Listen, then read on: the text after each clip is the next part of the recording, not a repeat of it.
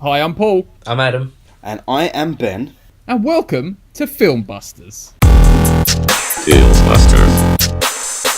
Right, guys, we're going to start off with a quiz. If you don't listen or you've never listened before, then basically the quiz is I ask Adam and Ben 2 questions, and if they get it right, they get a point. If they don't get it right, I get the point. The scores so far are Ben on 2, Adam on 2, and me on 0. Shit. Right, should we go straight into the first question? Are you excited? Yep. I'm excited. I'm ready to take the lead. Remind us of the scores, George Dawes. You on 2, Ben. You on 2, Adam, and me on 0, Paul.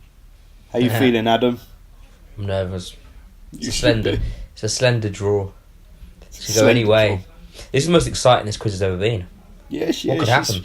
It's very tight. Very tight, like a toy. Like a toy. Paul could be drawing, Yes. I could be winning, you could be winning, or it could remain a draw and Paul still losing. Anything's Nice. possible. It's very short. It's where people It's tune very- in for this shit. It's very exciting. Yes. I'm Dutch. Isn't that weird? Come on then, let's have it. Here we go for the first question. Oh. I want you to tell me what this tagline is from. I'm ready. If he's crazy, what does that make you? The Shining. Wrong. That's definitely not the tagline for the show. Well, I don't know. There could be some weird taglines. If he's crazy, what does that make you?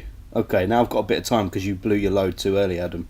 I can. You a don't have little all think. the time. You get like another 10 seconds. Yeah, all right. Hang on. Shut up then. Let me think. 1, 2, 3, He's counting. 4, 5, 6, 7, 8, 9, 10. Alright, you lose. Don't know. K-Pax. Wrong. Can I Is it tell you Psycho? right now, Adam, you are so close. It's another Jack Nicholson film. Oh, it's going to be about Schmidt. Not about Schmidt. Fucking, you know what? As good as it gets. No, come on. If he's Anger crazy. management. If he's crazy. One Flew Over the Cuckoo's Nest. Oh, really? Oh, I never would have associated that tagline with that film. Nah, that's Well. silly.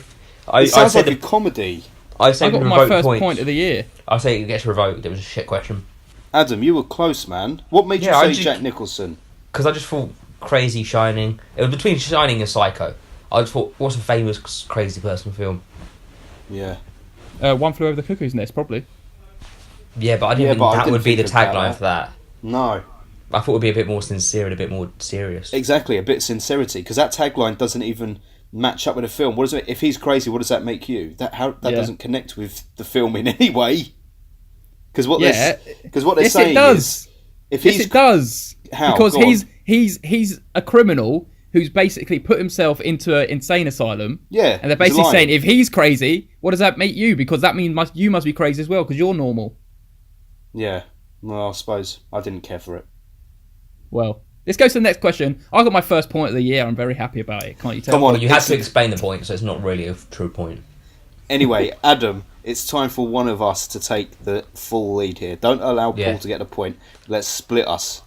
I do Okay. think one of you is going to get this one. Oh, fuck, it's going to be Adam then. Here we go. It's going to be Star Wars or Star Ginger, one of them fucking films. Okay, here we go. Fingers on voice boxes. What you saying, Buck? Edward Norton turned down Saving Private Ryan to Fight what? Club. Can you stop shouting over me before I finish the question? You No. basically lost your point already because you don't know what's going on. I know. Oh, I'm so glad. Go on, complete the question then. Edward Norton turned down Saving Private Ryan for what film in 1998? American History X. Yes, well done, Ben. Oh, piss off, really? Adam, you blew your load too early. Too Really? early, Oh, son. fuck's sake. Fight I probably Club was would've- 1999, if I'm not I mistaken. know that, but I thought Saving Private Ryan is also 1999. No, 98. And do you want to know why? Why? Why I know that?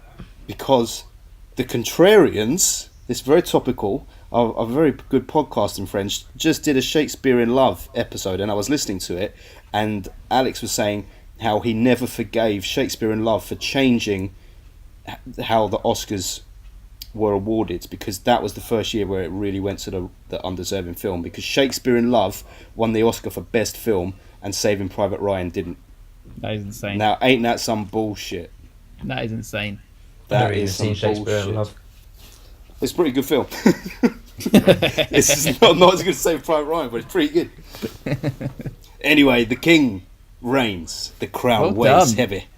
We're a nice little 3-2-1 now. Adam Poor can't old win. salty, angry, bitter Adam. I know, shouting out his answers before I finish a question. I know. Well, see? I thought Ben was going to go into. I thought Ben was going to go Edward in Norton, there, I've heard so out. Edward Norton. Fight Club, he's in that, isn't he? He's in that.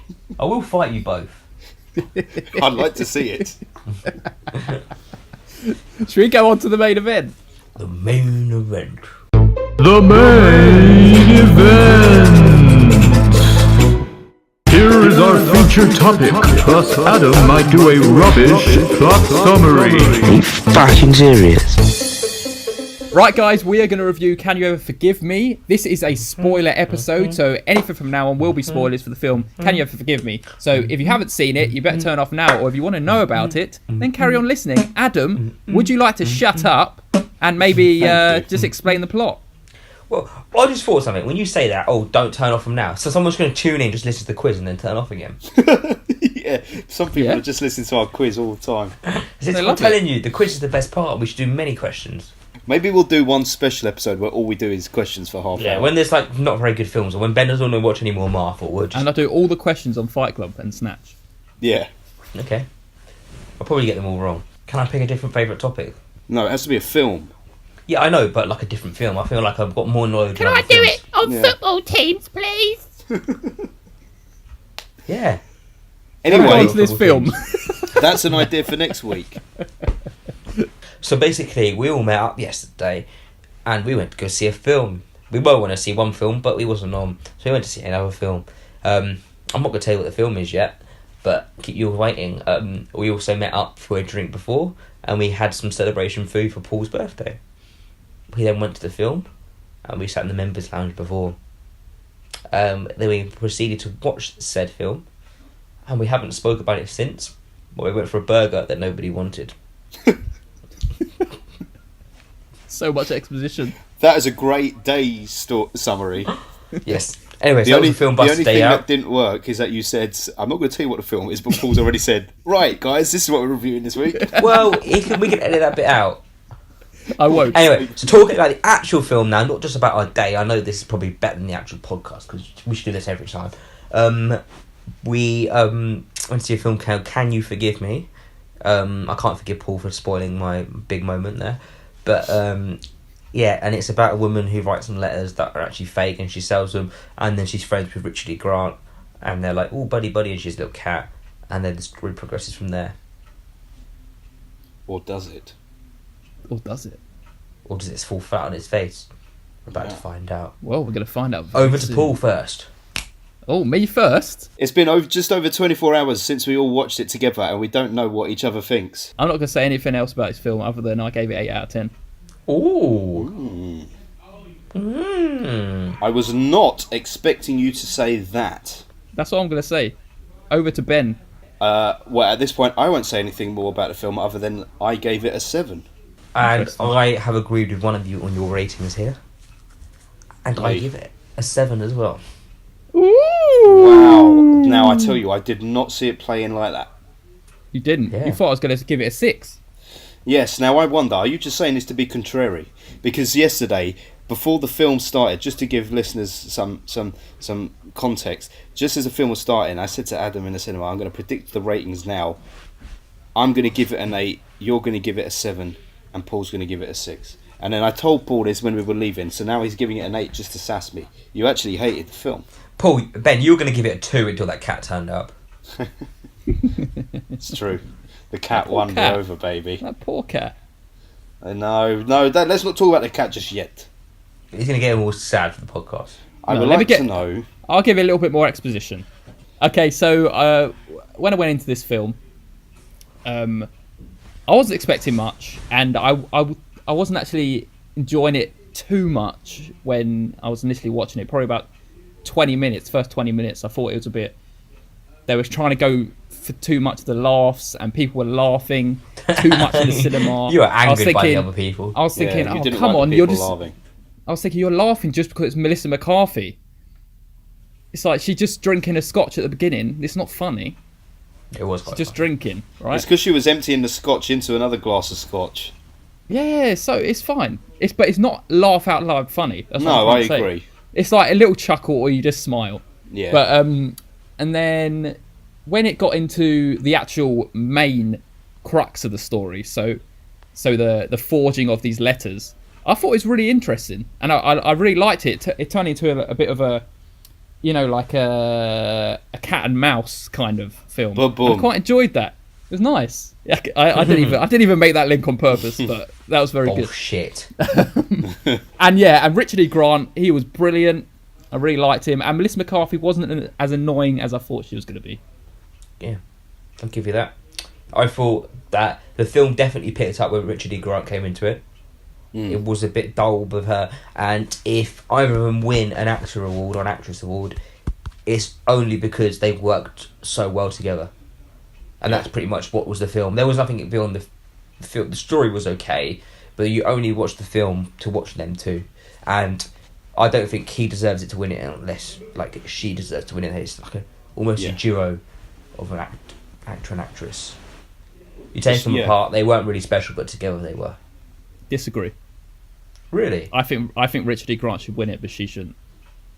Yeah, but I feel like it was the way they were playing off each other. The whole characters were that and that. That's why they were. That's why he was such a good character. Was because I agree, but the category of supporting actor is absolute shit, right? And Richard E. Grant deserved to win it out of those lot, but supporting actress, I don't think Melissa McCarthy can beat. She was anyone leading in there. actress. She's in lead actress. Lead actress. I mean, Olivia Colman's probably going to win it, to be fair, but Olivia Colman and is he probably stands a 100 better times chance better. in his category. But I think Richard E. Grant, he probably will win the category, but I think he'll be up against Mahershala Ali in Green Book. Yeah, I think you've got the advantage there because I haven't seen that film. And Sam Elliott. I haven't seen A Star Is Born, but everyone's raving about Sam Elliott, so he's got competition in both of them, I think. Who's Sam Elliott? The old boy with the big white moustache from Big Lebowski. Oh, right. Yeah, I didn't realise he was in the category, actually. So he obviously wasn't that good in it, eh? No, yeah, Richard E. Grant still. Okay. Can I say my bit? Yeah. I thought Your bit's I not wanted. first, I'm really surprised. I've got to say that you like, and I'm pleasantly surprised because sometimes you think you get into a rut with you guys, and you think I pretty much get the measure of what you like, Paul, and what you like, Adam. And going into that film yesterday, I thought these boys are going to dislike this film, and I was sure that I was going to give it the highest rating, but I just thought in it, I thought, yeah, they're good performances, but exactly like The Favourite, that's all it really was for me. Yeah. Because I didn't feel like the story was doing That much for me. great. Interesting that you found it to be interesting, the forgery thing. Like, it is interesting, but I was like, at what It's point is interesting it for going to about move 5 on minutes. beyond this? Yeah. And then it's like, And then it's after a while, it's a bit. all these letters being forged, which is interesting, yeah, but then when you're doing that the whole time, and then the FBI are getting involved, like, did they really get involved? I'm assuming they have did, done. because it's a true story. But I liked the way they were, but like Richard E. Grant, people saying, oh yeah, as good as With No and I. No, in it, With No and I is his performance. He was close to it a bit, but With No and I is so much better performance from him. But he did very well, and it was emotional at times as well. And of course, there's a cat in it, so it had my sympathy right up. I was very worried for the cat the whole time through. Yeah, I thought it actually was going to die in the first 20 minutes. Actually. Yeah, me too. The minute that she popped that can open, and little pussy didn't come to eat it, Yeah. and then she give it the prawns, didn't want to eat it. Yeah. Alarm bells. Yeah, I would never have gone and seen this film if it wasn't for watching it with you two. Even if it was on Netflix, I might have watched it, but I would never see myself sitting down and watching it. And I feel that's probably why I enjoyed it more. Yeah. But the whole rating is down to the two of them, and she didn't annoy me as much as I thought she would, because she can be highly irritating. She can be highly irritating, but I didn't find her annoying for 1 second in it. I Nor would did go I. so far as to say I potentially enjoyed her performance more because it was more realistic, natural, and Yeah. believable, whereas Richard E. Grant was kind of pitching it up a little bit. He was playing that very verbose actor, that sort of thing, which worked for the character, but it's easier to get an award nomination when you play it up like that, and less so when you're subtle. But that's the complete I did opposite like to what she's been in other films. as well, Totally, isn't it? totally. Yeah. But it's just a well-made film. That's why it was the story was lacking a bit. Yeah, but To exactly, be honest, this is the thing. but it was just well made, everywhere, well directed, well acted. Yeah, everything exactly. Like that. So I find it hard to say a negative thing about it, because even though I say the plot didn't move on beyond that forgery thing, it never was meant to. Do you know what it was? It was, for me, it was a middle class film for a middle class audience, and for a middle class audience, like 40s, 50s. Apologies to anyone in that age bracket who listens, but this movie is made for your general demographic, and I think it would be 9s and 10s out of 10s from that general demographic, not for everyone in that demographic, but generally. And I think that we are a little too young to fully appreciate it, mate. I'm half Richard E. Grant's age. that's a fact you don't know every day. How old is Richard E. Grant, do you think? I believe it's 62, so actually I'm not half. I thought it was good, yeah. I mean, it was strong. Like, that's the thing. It's hard for me to give it a 7. I just wanted something extra to happen. Like, I was sat in the second half of the film thinking, I'm enjoying this, but just give me a little thing and boost it to an 8. So basically, we told people about spoilers. At the end, when Richard E. Grant comes in and he's dying of AIDS, I was thinking, do you know what? If you had just brought introduced this strand of the story into the film for the last half hour, so we had that sort of emotional thing going, that would have been nice, because it was just very sudden. There was no hints that he was going to. There was some time afterwards, though, wasn't there? There wasn't straight away. I know. There was like a year passing, wasn't it? But like they should have introduced it into the narrative more, so we got a little time to spend with him while we knew that he. That's a true story, though. It might be like that. Yeah, it was a bit of just an extra element just to play on our emotions, really, but it didn't really play well, because they should have plotted it a bit more in the middle of the story rather than right at the end. Yeah, I mean, it's like, it's fine, but it's like that could have, because that's the emotion at the end when he's like that. That's the first time I really felt for him. Like, the rest of the time you sort of enjoy his company and you're laughing at him and that. But he's also a bit of a dick, and you don't feel like he's kind of ruining everything she wants. Well, so, okay, let's discuss that. Did he? So, like I said to you guys yesterday, was he responsible for killing the cat, or wasn't he? I think he was. Yeah, he was. Because you think he gave the wrong medication. He didn't mean it, but it's just him fucking everything up. Just another fuck up, like she said. It was him rushing because he was too busy screwing this young man, and he just wanted to feed the cat as quick as he could, and just gave the wrong medication. I have to watch that again. I wonder if you can see on the labels of those medicine. Yeah, that's what I expected. I expected like a close-up shot after the cat was eaten, but it didn't get shown. I think you're right, though. The fact that you saw several bottles of medication probably suggests that it was the wrong one. The fact that they showed you that there were others that he didn't open. Yeah. But they were all just out on the counter. Yeah, but she was. The doctor said, give her this, that, and this one here, and this one here. Right. And maybe like 2 of these and 1 of them. So she obviously left it all out for him to. But he's given like 1 of them and 2 of them, and it's just like overdosed the cat. Yeah. Couple of moments where I particularly thought, okay, this is going too slowly, though, and it was mainly her relationship with the girl from the bookshop when she went out on a date with her. I was like, this ain't very interesting. Yeah. Unless it went somewhere, unless she got dragged into it as well. Yeah. That's the only time it would been. Yeah, the payoff, the whole payoff wasn't good enough. Her reading her story, but you don't really get the sense that whether her story is any good or not. So that's the point. And I know. And she doesn't even get the confrontation at the end with her. She just looks at her through a window. You're right, Paul. Yeah. You do this thing. It's true. So again, like you mentioned this the other day, you've given this a high rating, but now you're focusing on the negatives. Yeah, because I can look at both sides. I know, but I want to hear some of your positives. So you were right in saying that the whole crux of the story, it wasn't amazingly interesting. It was interesting to me. I thought it was quite cool. But I think, the characters was the thing that probably made the film rather than the actual story. They're dynamic together. You can tell they really like each other off screen as well. And also, about Richard E. Grant's character, I know you said he was just playing up his character, but I thought his character was a lot deeper than it was on the surface. Because like, if you go back and watch that film again, and you know about he doesn't actually have a house. He's actually probably homeless, living on the street, and it's like you could probably see like the sadness in his eyes, and like, do you know when he's left outside? And he said, "Oh, my house is down that way," and then he stands outside, and he's got that look in his eyes, and then he just walks the opposite way. Yeah. And it's like his character's deeper than that. His character's deeper than just trying to play up this campy kind of actorish kind of role. Yeah. And I thought he did a good. I think he did a good job. He did, and he was very good. I agree. He was very good. I just don't think it should undersell her thing. What about what you were saying? Because this is why I'm surprised as well that you gave it an 8. Because when we came out of the cinema yesterday, you were saying that you were very annoyed that people were laughing so much. Yeah.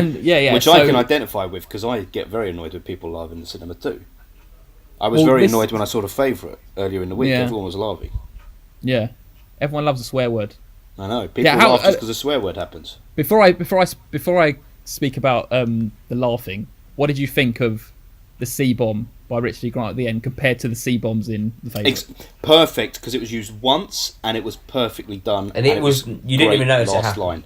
Yeah, but it's swearing where it flows with the sentence and it flows with the situation. It's not put in there for the sake of swearing. That's what annoys me with films. If they're just swearing for the sake of it, but people use swear words in everyday conversation because they sometimes flow, and that is best way to use that word. You're not just using stuff for the sake of it. And it explained their character and it explained their relationship perfectly. It summed it up. It did, because like he calls her something like a horrible cunt, and she says you too. But when they say it, it's like an understanding, an amicability between them. They're both horrible cunts, but they love each other as friends. You know, it's quite beautiful. It's a beautiful way to use cunt. Yeah. And how many films end with cunt? Yeah, it's very good. And yeah, I know what you mean about The Favourite, because it's like they use it once, and then if they use it more than once, it kind of downplays the word. Yeah. Where if you use it at the end of that film, where it's not played or said throughout the whole film, it's like, bam, this makes an impact. Yeah. And it worked so much better. It did. So now, in terms of the comedy aspect and laughing in films, I enjoyed it more after the first 20 minutes, because I think I settled into the comedy more, because I don't know, I feel like they were kind of overplaying the comedy in the first 20 minutes. Well, I feel it was giving her a perception of her character. That's what it was. It was building up her character. That's why they did it. Yeah. Because it wasn't like she was trying to be funny. It was just her mannerisms towards other people. And you were getting off that she doesn't care about this. She doesn't care about that. She doesn't really care about other people. She wants to be alone. And the way they did it, well, to make it a bit softer and a bit more you like her rather than you hating her for being mean, was by making her a funny hating. If they made her like a horrible hater, then you wouldn't have felt towards her throughout the film. Yeah, that's true. Yeah. That is true. I also think at the first, the audience are trying to get the measure of the film. So every time they think something slightly funny is happening, they laugh. And then when you realise that, because they're like, I mean, it was a funny film, but you wouldn't call it a comedy, an outright comedy. It's a drama with funny moments. And I think the audience got that after a while. Do you reckon if we went to a different cinema with a different type of audience, that this film, the cinema when we went in, there were people in the cinema that kind of were the target market of this film, so they probably were laughing. Whereas if you went to like your average Odeon or your average View or whatever, just an average cinema, not your Picture House, and then Piccadilly Circus, wherever we went, you would have got a different audience, and they wouldn't have found those jokes funny, and they wouldn't have been, like you said, trying to be so engrossed in the film and trying to find it funny. They probably would have just switched off and made Paul happy by being miserable. Well, no, you got the total wrong end of the stick, because I'm not saying it wasn't funny. There was a beautiful moment, guys, when we looked at Paul to see if he found it funny. Me and Ben both laughed. Yeah. And we looked over to Paul, and he had a stern face. I wish I knew what that bit was. I can't remember. I didn't see either of you like bursting out laughing, like going, but it's a chuckle to yourself. We heard chuckling. Yeah, it's a chuckle. I heard Adam chuckling a lot. But it's like when you go to a comedy. When you go to comedy, it's funny, so you laugh more because of the environment around you. If you're sitting at home and watching it, you obviously laugh. That is true. But you don't get so swept up in it all. That's because you watch it in the cinema, so the laughs become that a little bit funnier. So it probably was more of a smile on your face at home, but it's more of a chuckle when you're there. I just feel there's some fucking idiots in the audience that are like, oh, this has got to be funny, so I better laugh out loud, really loud. Yeah. I won't laugh as loud for the rest of the film because I realise that no one else is laughing. Yeah. But it wasn't just one person. It was. There was a fucking one guy just went, ha! There was one guy, who did a really loud laugh at a point when no one else laughed. Yeah. Yeah. I know what you mean, but mate, the thing is, you get that. We're onto a different topic now. We're just talking about how audiences are, and I will take that over rustling and talking any day of the week. That's the ambience. It's the atmosphere of the film. Yeah. It's quite nice when you're going to a film and other people do laugh.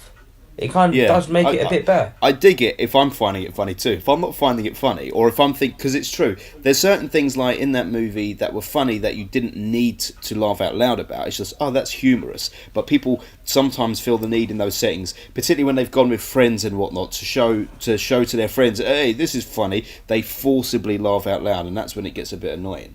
Yeah, that's what you two did. I know, me and Adam were just trying to impress each We other. were having a whale of a time. You were trying to impress me, guys. You were looking over to me. I just knew, in my head, without looking at you, that you would find this irritating, and it was why we had to look at you. I really did not find it irritating. I found it funny, but I just didn't. It didn't find it funny that I wanted to laugh out loud. You would have given this a 9 if it wasn't for those audience members. I would. 10 out of 10.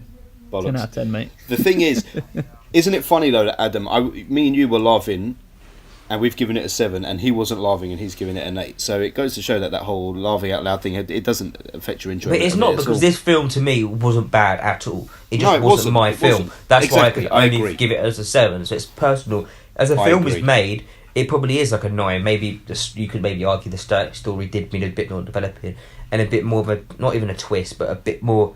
Another second, the third chapter phase of the film just needed to kick on that extra bit. And you could have probably said this is a 10. Like, it's acted well, it's directed well, everything is done well. I'm glad we have shown a fair bit of variety at the beginning of this year with the 3 films that we've watched, I would say. Yeah. We've got horror, sci-fi, and horror, thriller, and drama, comedy. I bet you Paul was laughing the whole way through Glass. Yeah, cracking up. Everyone in the audience is like, this guy thinks he has to show us how funny he finds these bits. These bits. Bruce Willis is bald. Ha ha ha. That's exactly what happened. We're not talking about Glass no more. We've said our bit, and it's our highest rated film to date. As a group, yes. Glass has got 23, and Can You Ever Forgive Me has got 22, and The House That Jack Built has got 19. Right. Oh, look at that.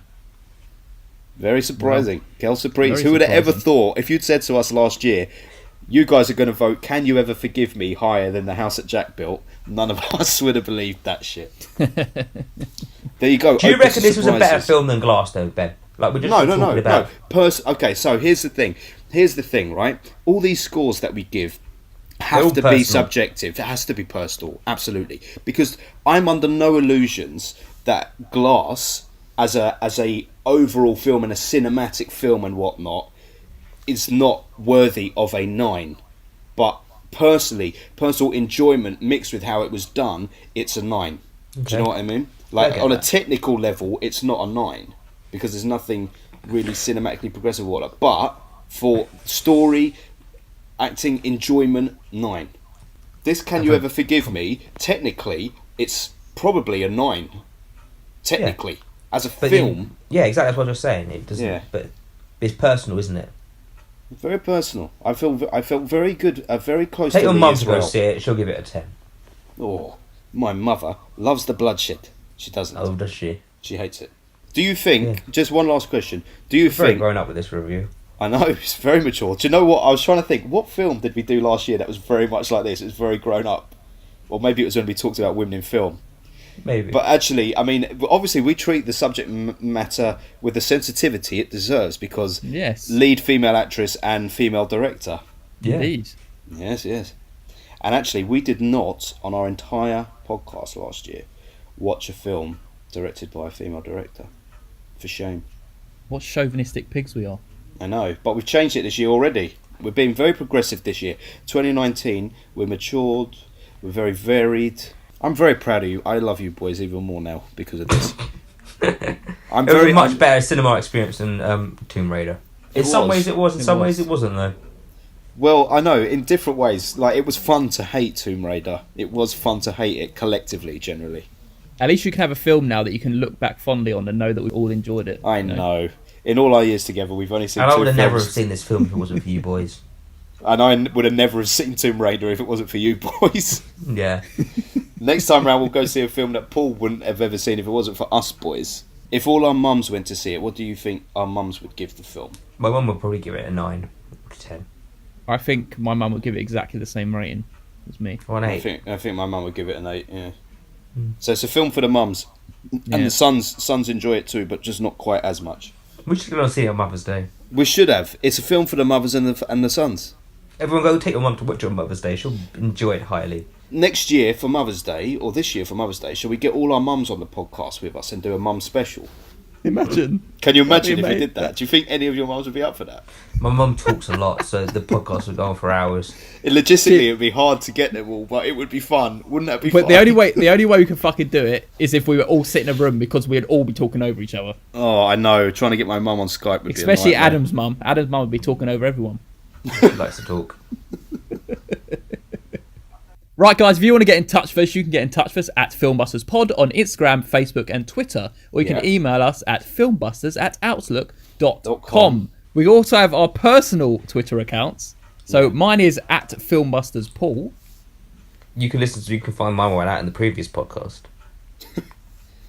And good luck looking for it for him online anyway, because he's barely got any online presence because he's afraid to tweet.